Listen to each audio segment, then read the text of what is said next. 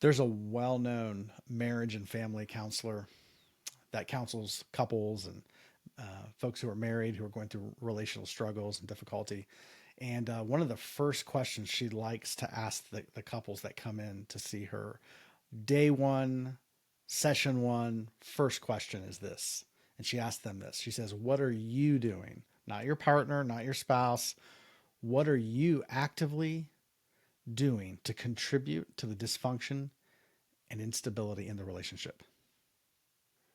Let me say that again. She asked them, "What are you doing? Not your partner. What are you doing to contribute to the dysfunction and destabilization of the relationship?"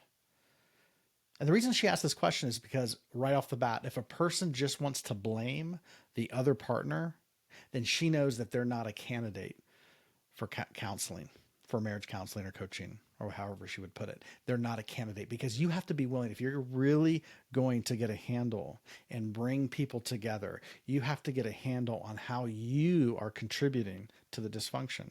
And if they're not willing to do that work, she's not willing to work with them. Now, what am I talking about? Why am I bringing this up here? Well, America, this country, our society, we really are in need of some marriage counseling for the society. Now, hear me out for a moment, right? When we talk about marriage, let's go back to marriage. Really, what all we're talking about, right, is an agreement that I personally have made to be in relationship with another person. That's ultimately what it is. This thing called marriage doesn't exist outside of me. It's just an agreement I've made. In the same way, in our society, what we call the government, right? People think the government exists. Really, there is no government. And I know that might sound crazy. There's no government, people. All there is us. You know, it's interesting that our founding document says we the people. That's the government. We the people. There is no those folks or the other party or those other people. There's none that does not exist. That is a figment of somebody's imagination. All that exists is we the people. That's really all there is. There's no even government is an entity that we create in our mind and we ascribe power to it. It doesn't exist in reality. It's just simply we, the people, and what we agree to. So if we are coming to the table and we're blaming the other party, we're not a solution to the divide, right? In order to have a union, you have to see the other as yourself, as literally your counterpart looking back at you, your mirror, so to speak. That's the only way we can own this union as we, not you. There is no other.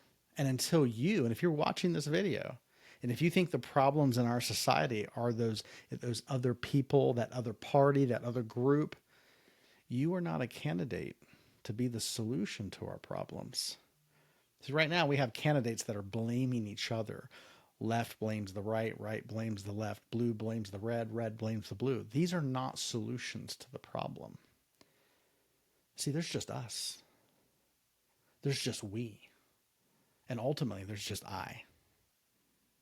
And unless I'm willing to look inwardly and take a hard look at the patterns I'm bringing to the table, unless I'm willing to do that, I'm just going to add to the noise and the division.